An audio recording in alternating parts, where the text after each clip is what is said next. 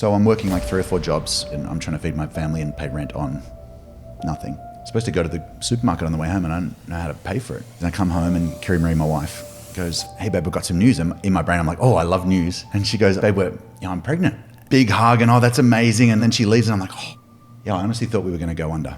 You are the guy who taught me how to build my coaching company. I was about to stop coaching and you were the one that showed me a completely different way. The delivery model is the big unlock for a lot of people. One-on-one coaching. Can I help clients? Yes. Can I make good money? Yes. Can it scale?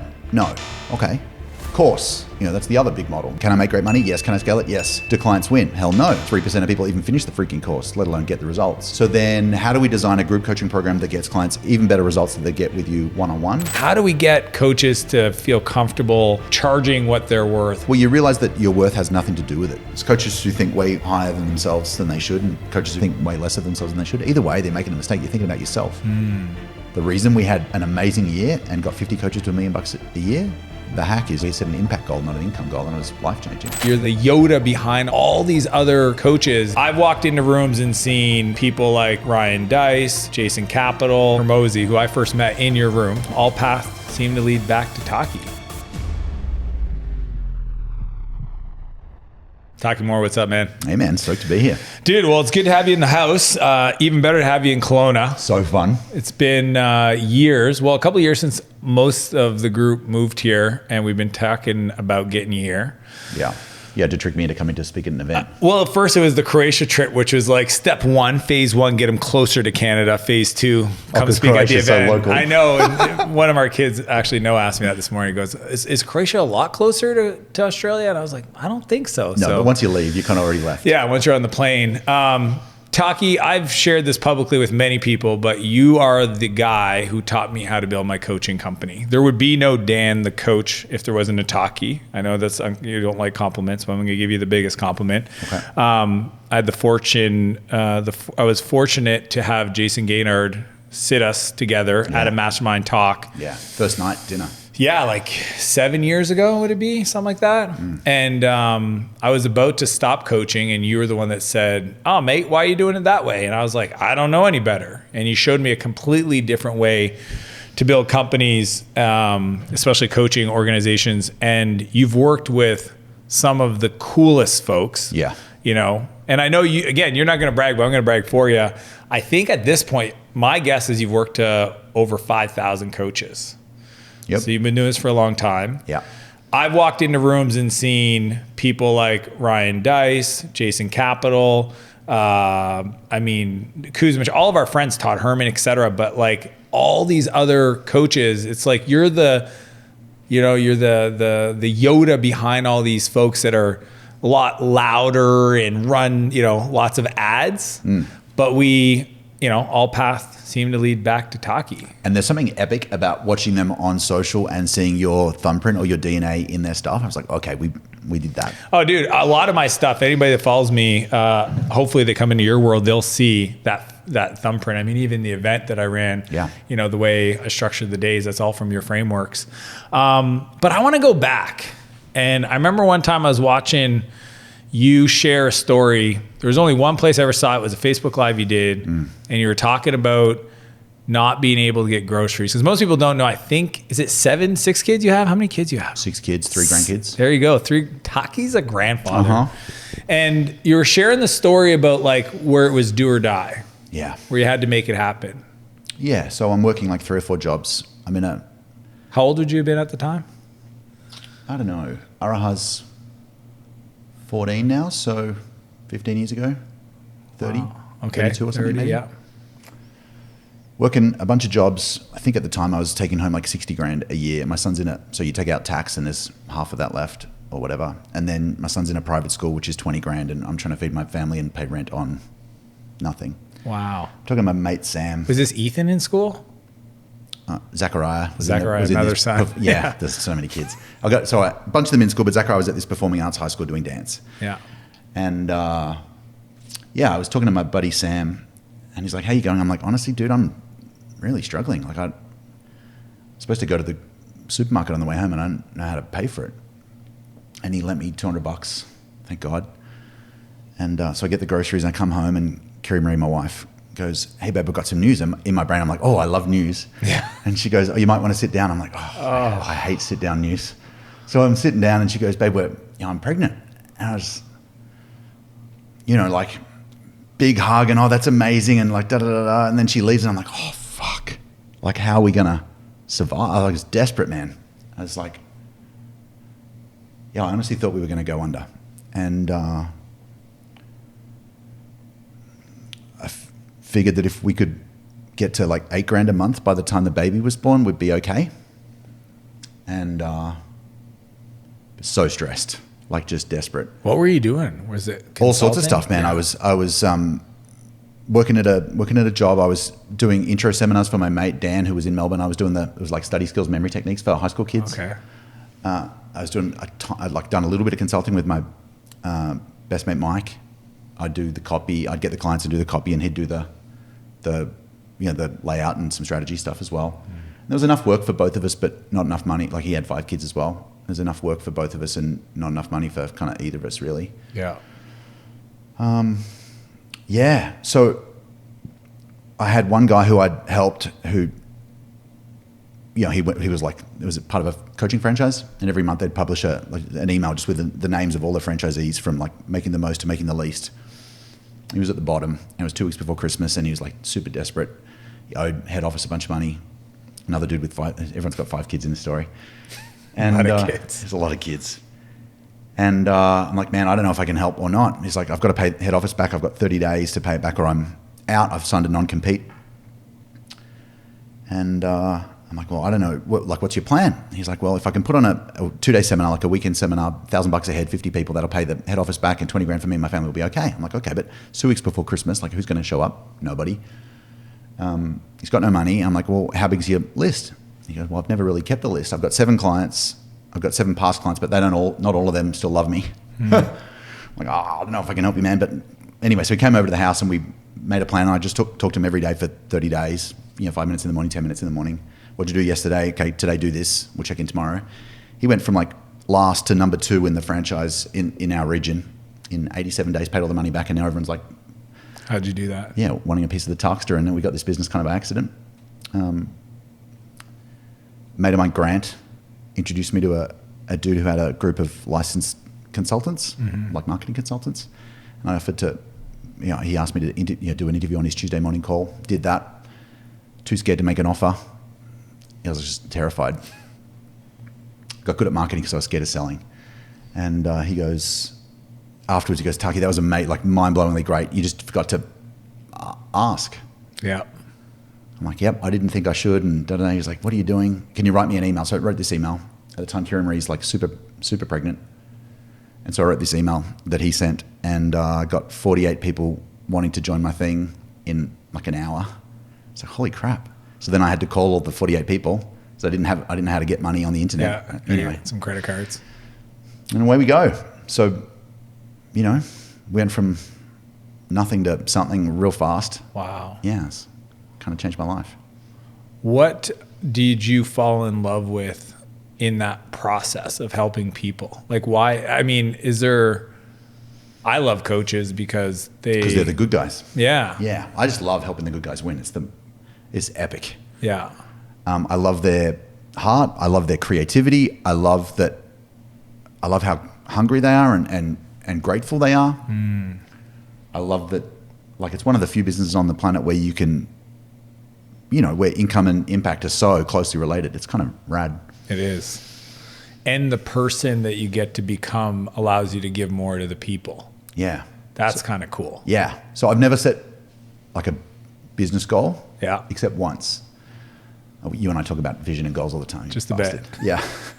So I was reading this thing. It was end of the year a few years ago, and we're kind of setting the goals for the year to come. And I was like, the question was like, what's the number that if you hit it this year, you'd know you've done a good job or something like that. And I was like, well, if we can get 50 coaches to $1 million a year this year, then this will be a great year. And like, marketing will take care of itself, and sales will as well. And so that was the goal we set.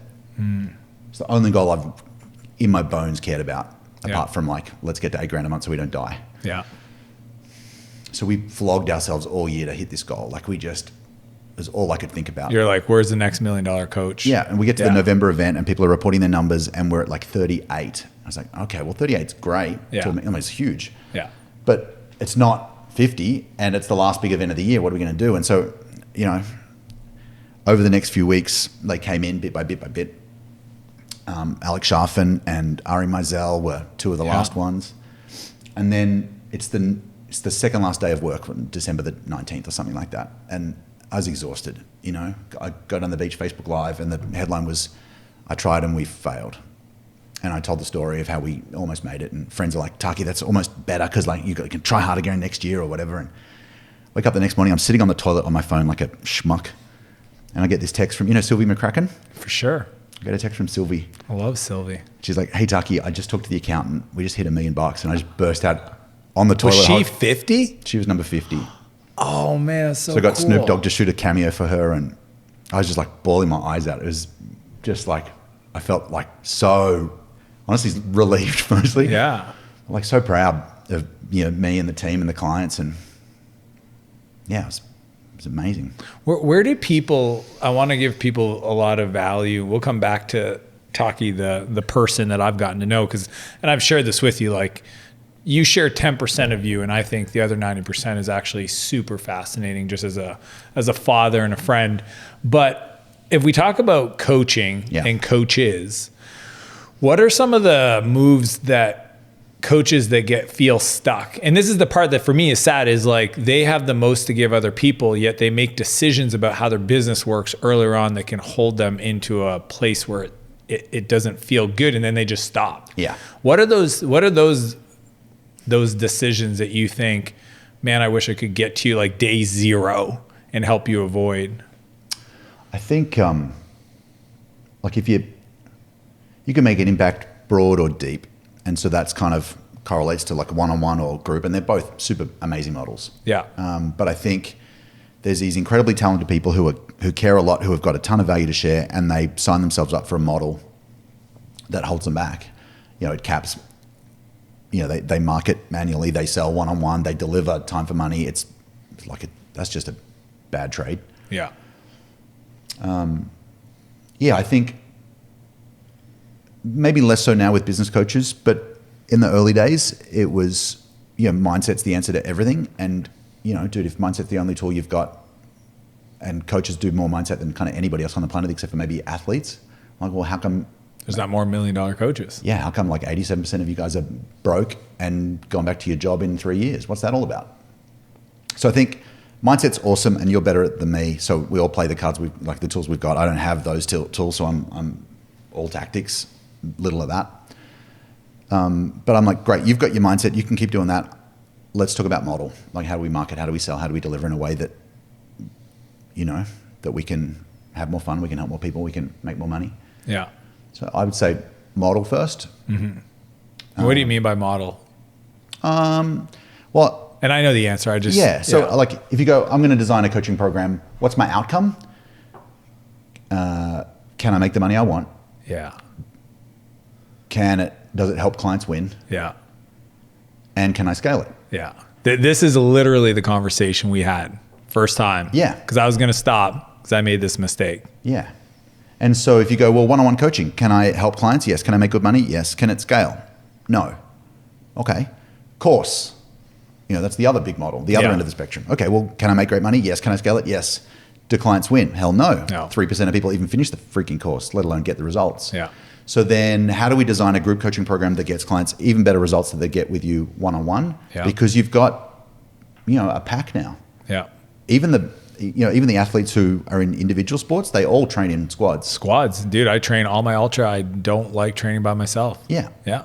Because when you're low, somebody else will lift you up. Yeah. Anyway, and you can like think about how many iterations it takes to get great at something.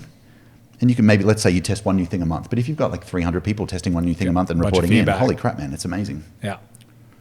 Yeah. I forgot the question. Well, that's the model. So people understand the model part. Yeah. And then the marketing one, right? A lot of people get into this like, you know, referrals only, their business, there's no marketing system. No, there's not. So referrals are amazing, but if I said, hey, could we get 100 more clients tomorrow? Most people can't. Yeah. So the marketing piece is, how do we bring people into your world and then warm them up to the point they're an 8, 9, or 10 in terms Yeah. of likeliness to say yes to working with you, Yeah. the right people. The sales process, it could be one-on-one, it could be group, doesn't really matter. But the most important thing is It could even be chat. it could be chat. I love chat. How do we deliver it? Like, I think the delivery model is the big unlock for a lot of people. Yeah. Because then there's no fear. I always say to people, if growth equals pain in your life, You'll never do it. you won't do it. And most people, if they 10x their client base tomorrow, Yeah, they die. yeah, especially coaches, because they're selling one-to-one. Yeah. But even on the marketing side, because this is some of the unlocks you shared with me earlier on, is just even the idea of like putting your best stuff out there. Yeah, I Talk love about that, because most people don't know if they're watching my stuff. Is I literally share everything. When I say everything, you've seen me do this. I'll teach it at my event to my clients, and then go give it away on my YouTube for free, Of course. including the workbook. Yeah. And the workbooks are great. We should talk the about lead that. magnet. Yeah. So people are worried about, like, if I teach my best stuff, then people don't need me. The truth is, your best prospects, the content is just a reference check. Oh, can this dude help me or not? Yeah. They're not looking to go like implement it all themselves. The best people they're looking for a who, not a how, or a who with a how. Yeah. And so there's this great quote. I think it was Justin Roth-Marsh. I first heard him say it, and I was telling you about it the other day. Yeah. When you give freely of your information, you earn the right to charge a premium for implementation. So good. And so if you think about any great training, I wish I had a pen, dude. Yeah, I know. I can't think without a pen. I'm drawing pictures with my fingers right now. Think about any great training. It's got like 4 core chunks. Why it matters, because we've all taught stuff to people who weren't ready for it. Yeah. And so the why is about getting people thirsty for the stuff. What you need to know, which is kind of mindsets and how to think about it, how to do it, and then what to do now. Yeah. Came from Bernice McCarthy. She's a primary school teacher. But why, what, how, now is a great training. And so if you go, well, what's my marketing look like?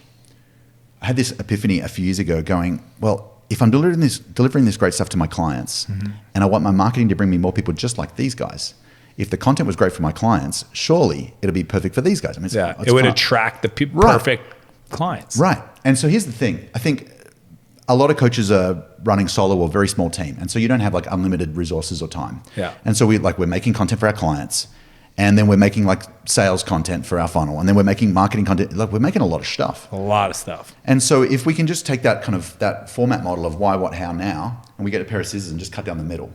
And in public, we give the why and the what, and the how and the nows for clients. Done. And so we make too much. We make more than we need to. I think most coaches create too much and market too little. Ooh, so good. And so if we can just take the stuff we've already given to our clients, I've seen you do this. I do the same. Every week there's a show, and it's the why stack from our training and the 5 key points from the training, and then we offer a content upgrade, like a lead magnet, which is just the worksheets from the training that if they watch the video, they'll have a better idea about what to do with. And then you cut down your creation time by miles, and you're adding actual value to your prospects. It's kind of cool. I think your marketing will change more lives than your coaching ever will. So good. Yeah, it's good if you do it right. If you do it right. And the people that are scared to give that away, talk to those folks. Like the ones that are like, I don't even know what was happening this morning, but somebody said that to me. They're like, what if I give away my best? Like, do I keep the best stuff though? Like Taki, that 5%? And I'm like, no, give it away. Well, what happens if you don't? Nobody knows that you got it too. Nobody That's the crazy part. Right. It's just like they say, like, what if I train up my team and then they leave? I'm like, well, what if you don't train them and they stay? It's the same game. So if you don't give away your best stuff, no one's going to go, well, that was like, you give them your mediocre stuff. Your mediocre stuff. Well, that was pretty crap, but maybe on the other side of this paywall, it's good. Somehow it's going to be better. No, dude, that's not how it works.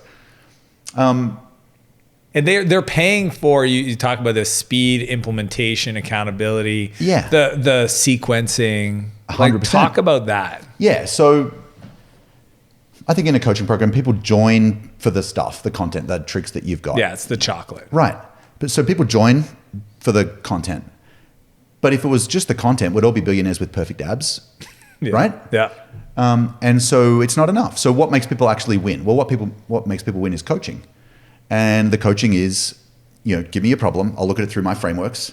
While you're explaining your problem, I'll pick which framework maps to it, and I'll be able to teach you the solution. So I'm just like looking at your situation through my lens, and I can give you the custom perfect tweak. So there's a customization piece. Yeah. There's an implementation piece. There's a whole bunch of support that goes on. Like half the stuff is giving people permission. And so if people join for the content and they win because of the coaching, but they stay for community. And so as a coach, you don't just have one asset, you've got these three. But the prospects don't care about the community. They care about the stuff because it promised to solve a bleeding neck problem. And so we lead with that.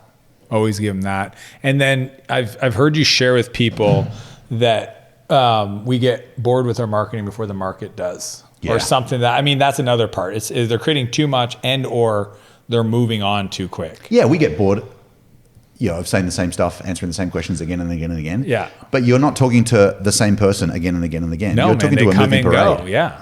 And so, like Sell by Chat, we were teaching that. You're talking about that the other day. Yeah. Dude, it's like 9 years old in my world. I know, but every person, and this is a high level 7-8 figure coaches in that room, and they were all like frothing. Of course. They're like, oh, teach it again. Again, it's sometimes we have to be reminded, not taught new, right? Yeah. True, not new. True, not new. Yeah. Agreed. So marketing's the same way. We just got to keep. Yeah. It's like parenting. You have very few rules and you repeat them a lot. Very few rules. Yeah. It's like, here's the 19 principles. Well, no kid's going to remember 19 principles, but if there's like 6 like on your wall, I can remember that. Yeah. So we get the marketing out of the way so that we create the content we're already teaching becomes the stuff we give away for free. Yeah. That takes care of a big hurdle for a lot of coaches.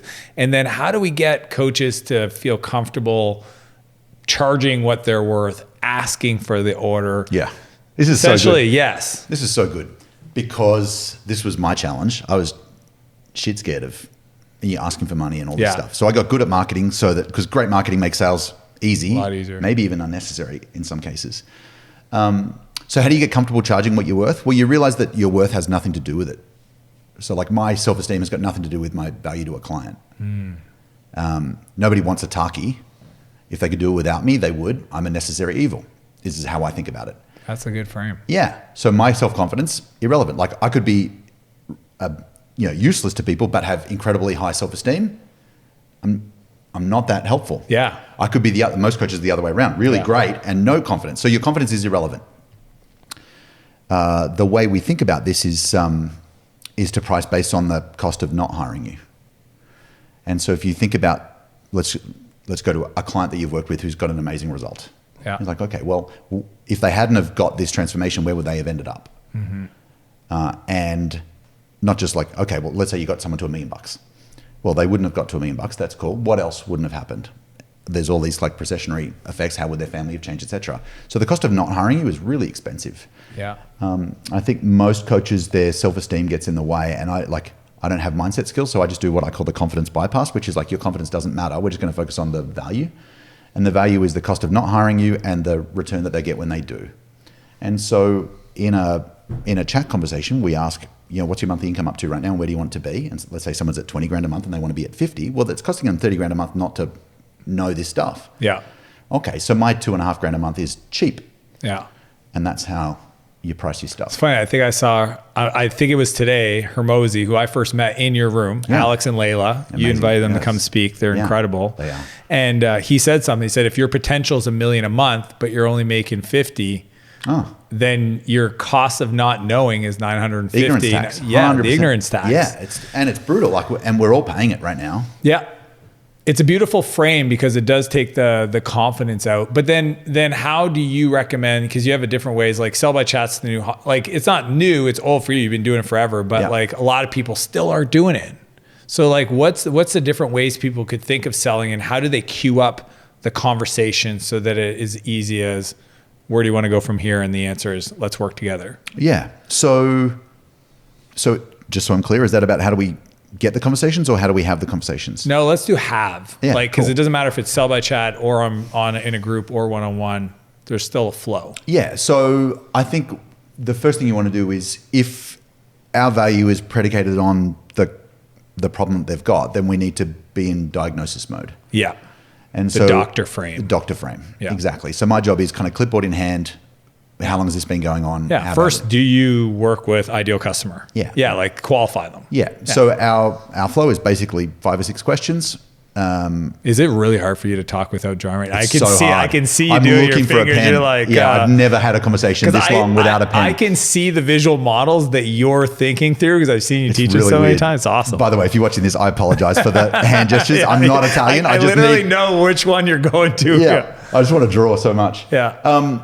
Okay, so we have to start a conversation. That's an opener. Yeah. And the opener, like if it's an inbound lead, we're just like, what kind of clients do you work with? Yeah. Because I want to know, are they in our market? And it's an easy to reply to question. Yeah. Then, assuming that they're in our market, we'll continue. It also sets the frame. See, I think people spend too much time asking questions to build friendship. No. Right. Yeah, and like mistake. even the questions like, which clients do you coach? I'm not asking It's a like, business what city do you live in? Correct. I'm not asking you like, did you see the game on the weekend? No. I'm going this or that. Yes, right? correct. And here's the frame around that is, what they're trying to do with the friendship questions is build rapport. Yeah. Rapport is defined as a relationship of trust and responsiveness. And what they're trying to do is earn trust and kind of create responsiveness. But leaders don't do that. No. Leaders assume trust and demand responsiveness. So that's what I'm doing. Yeah. So what kind of clients do you work with? One-on-one or a group? Fascinating. What's your monthly income up to right now and where do you want it to be? Yeah. That stretches the gap. That stretches the gap. It just gives me a sense of like, what's the goal here? Yeah. What's the Are they opportunity? crazy? Right. Yeah. Right. I'm at $6 and I'd love to be a millionaire by Friday. Yeah, Okay. Well, that's probably not going to happen. Yeah. I mean, maybe, but I don't have those skills. And then it's just a question of, okay, so if this is the gap, what are the 2 or 3 things you need most right now to bridge it? And they'll tell you their kind of buying criteria.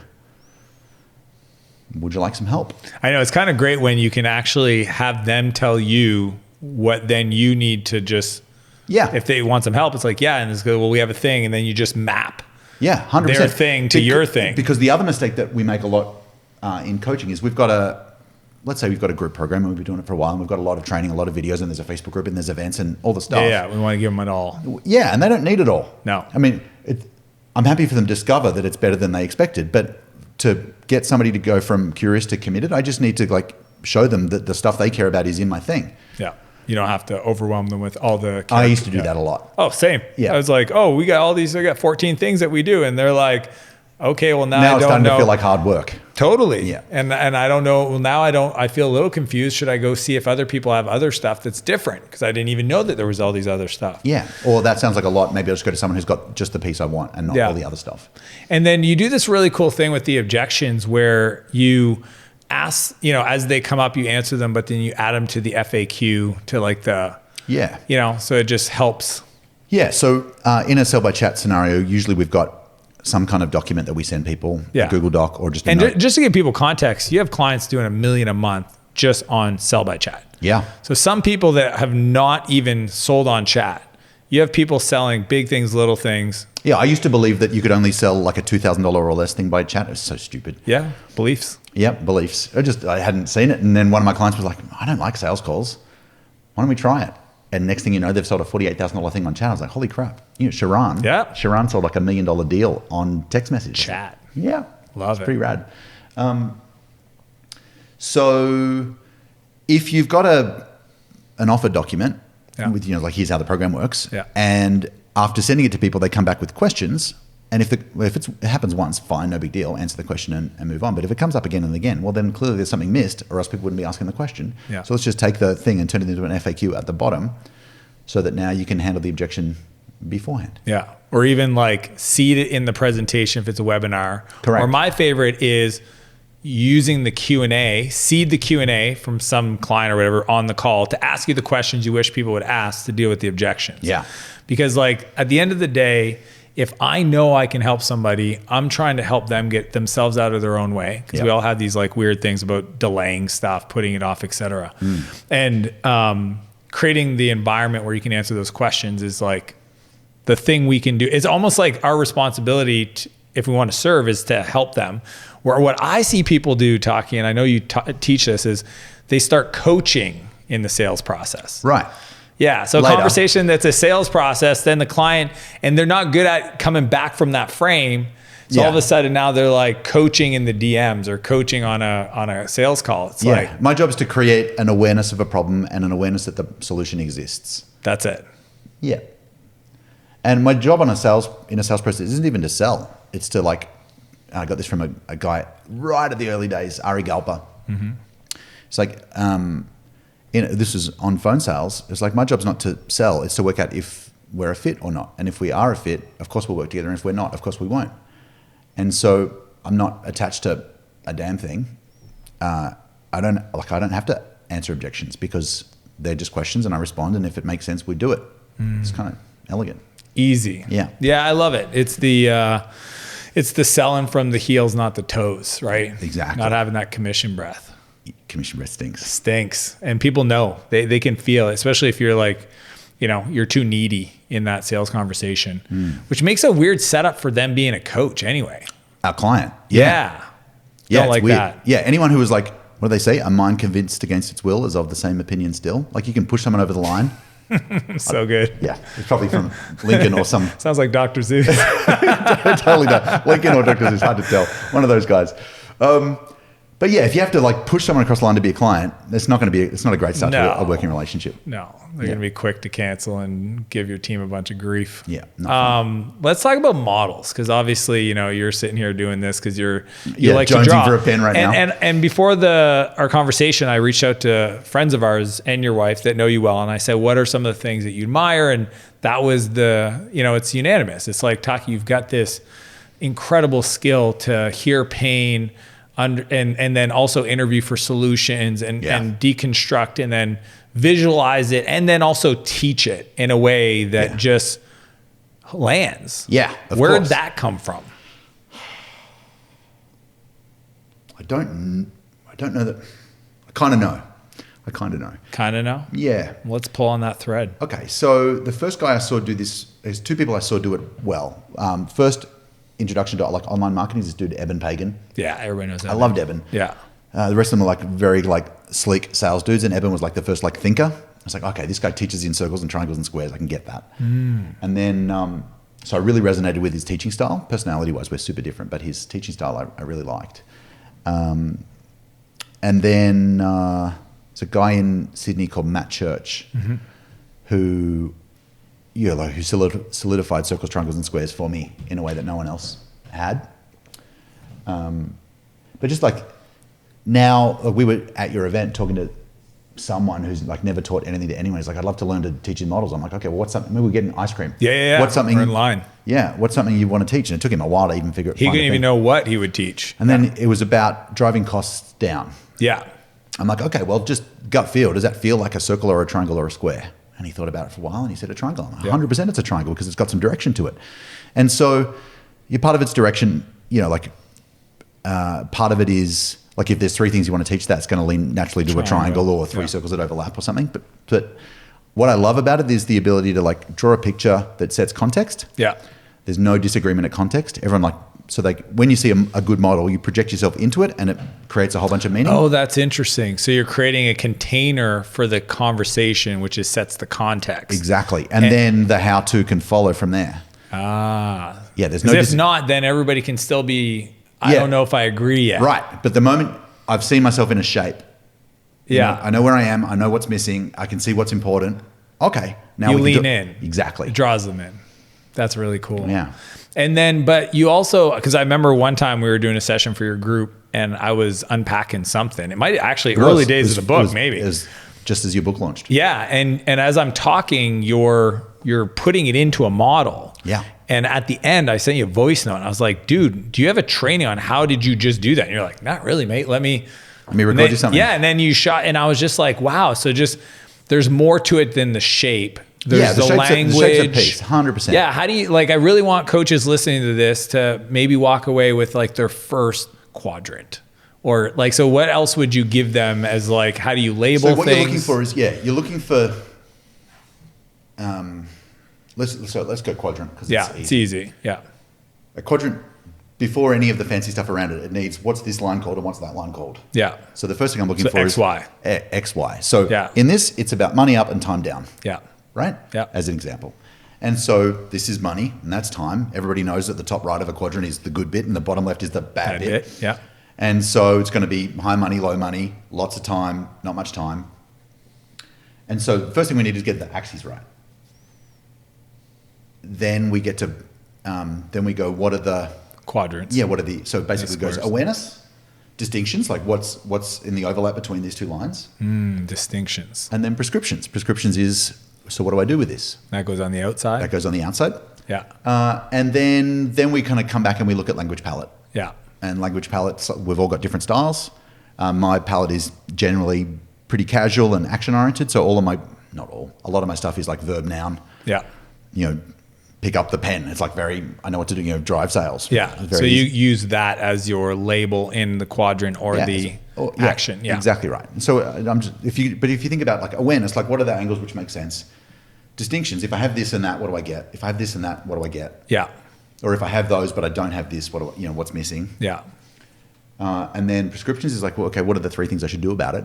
Yeah. All of a sudden you've got a useful shape. And then we do... Otherwise we've got a list in a square. Yeah. And that's the thing. I think I did that for a long time until yourself and Simon Bowen, Models of Cells. Yeah. Yeah. Brilliant. But then there's if you don't do these things, you get this. Yeah. So that's that's the red stuff on the model. Correct. Yeah. And then you can add color. So like greens are good, reds are bad, blues are do these things, at least for me.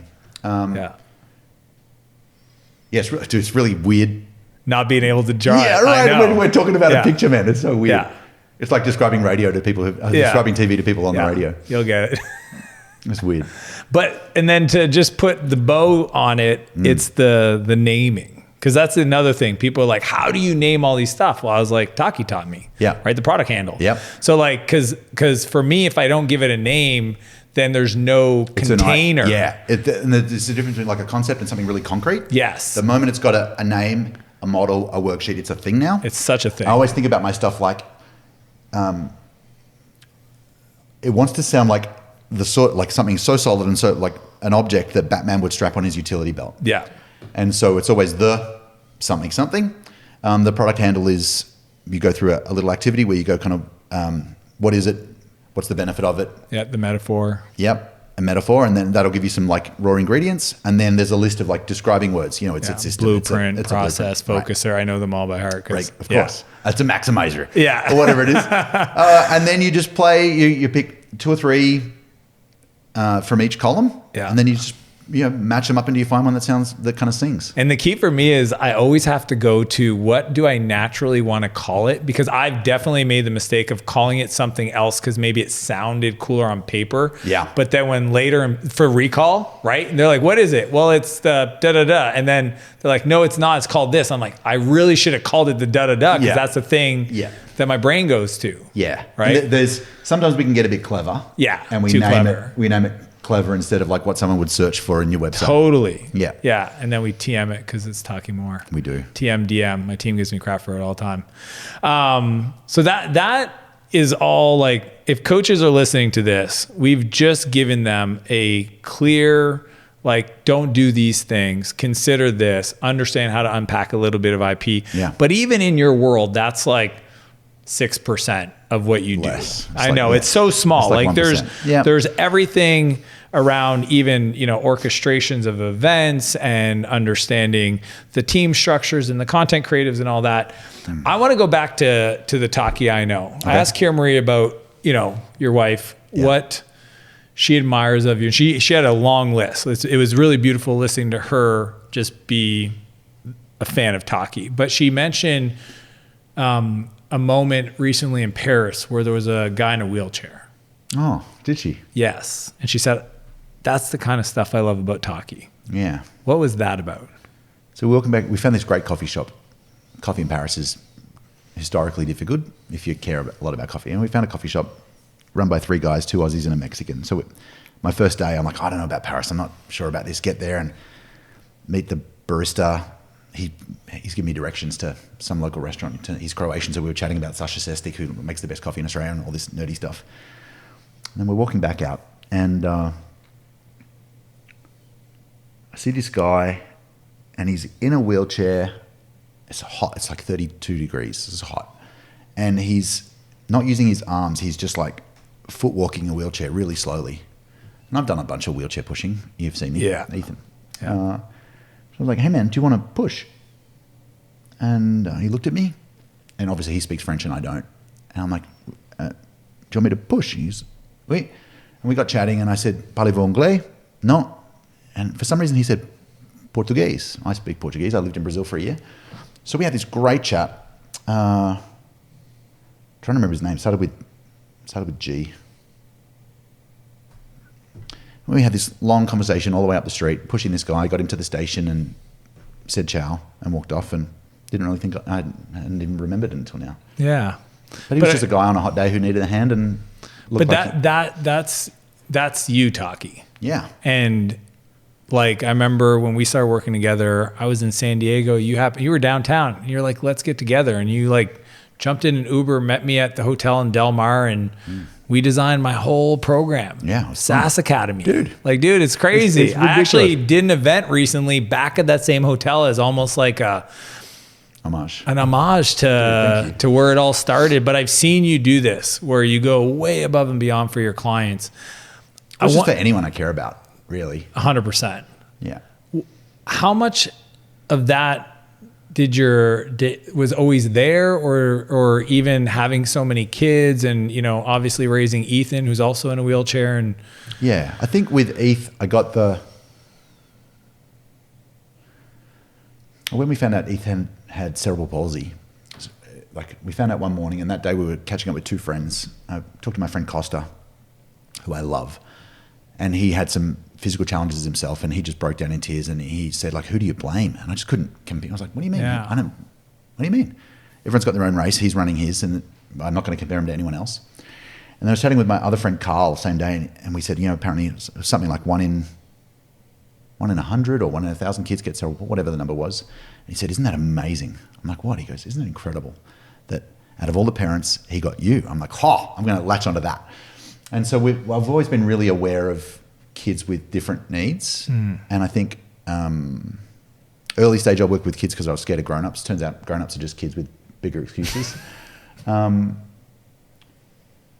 don't know, man. I think... what has Ethan taught you? Oh, so much.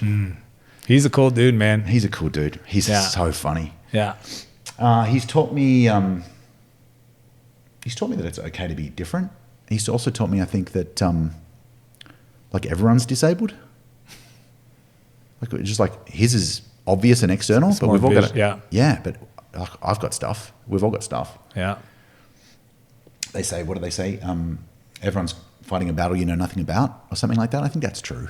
And so a little bit of I'm not perfect at this by any stretch of that, but a little bit of care goes a long way. Totally. Yeah.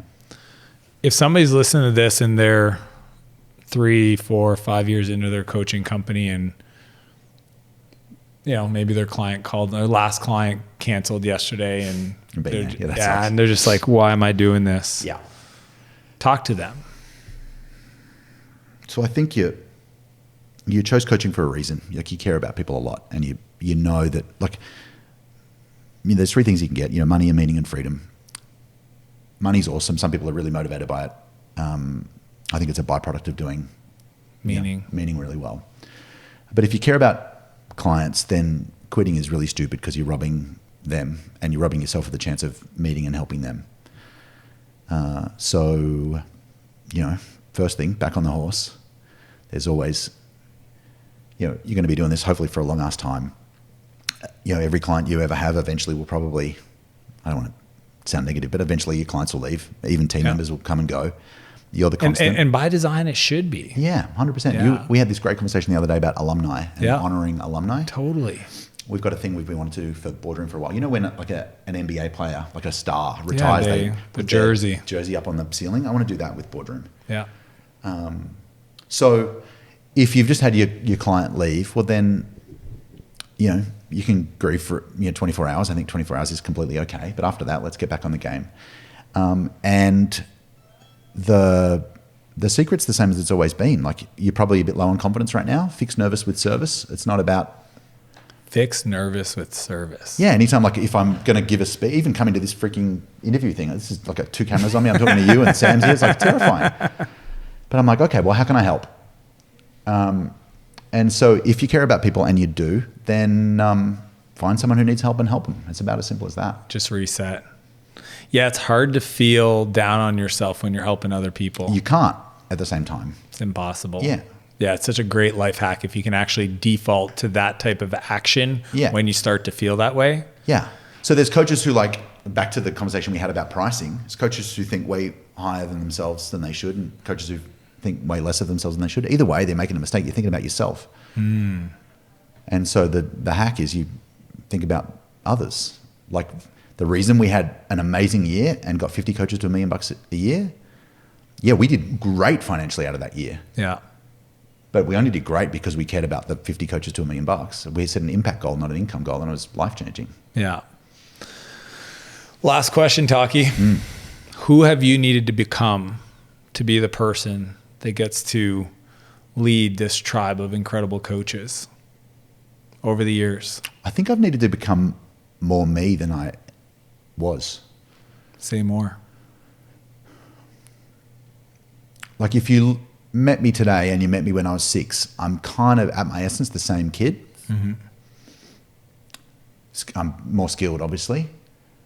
But, you know, I've always been super curious and really enthusiastic, a fast friend, a hungry learner, and a sharer of, you know, simple truths. Probably at 6 I wasn't a sharer of simple truths, but, you know. Deep. I was so fucking zen right then. Yeah, I was like, wow. Simple truths at 6. Yep. Super humble. I think my skin is thicker.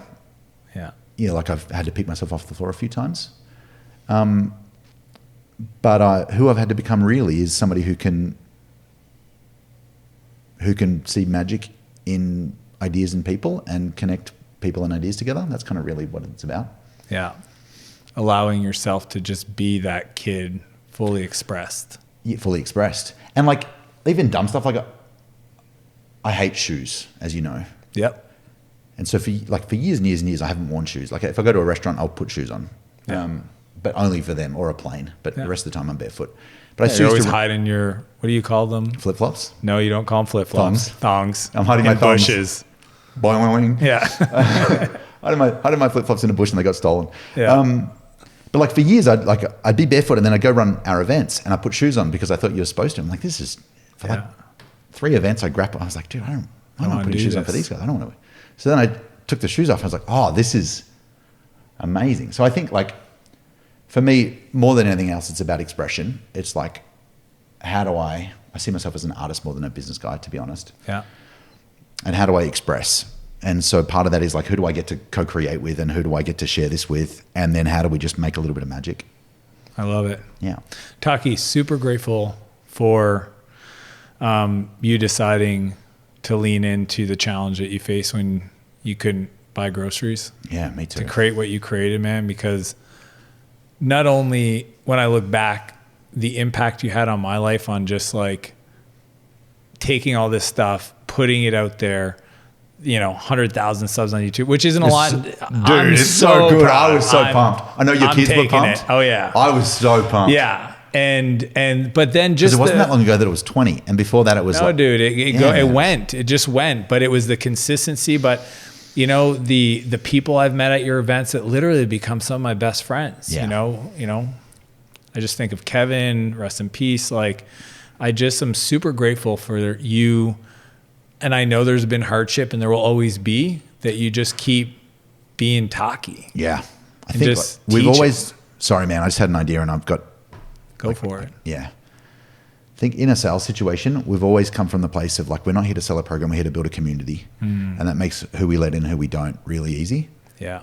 Because if you're going to run a workshop and clients are going to hang out together, it only takes one idiot to ruin it for everybody. So We've let's all just been there. Right? That one guy at the I've table. I've probably been the guy once or twice. If there's nobody in the room, it's you. Yeah, that's right.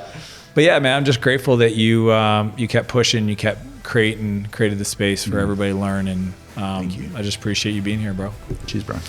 Taki, thanks, man. Thank you.